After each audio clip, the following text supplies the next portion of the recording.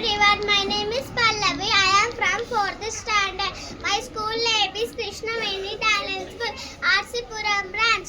The Master Time Story. Title of the story, as you saw, so shall you reap.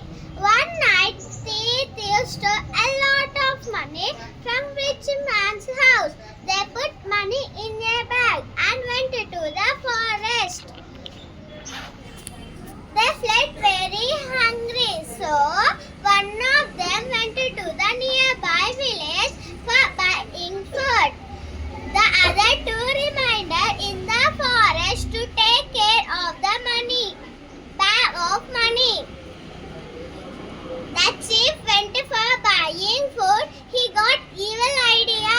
He ate his food in the hotel and he brought food for his 2 months. He mixed strong poisonous.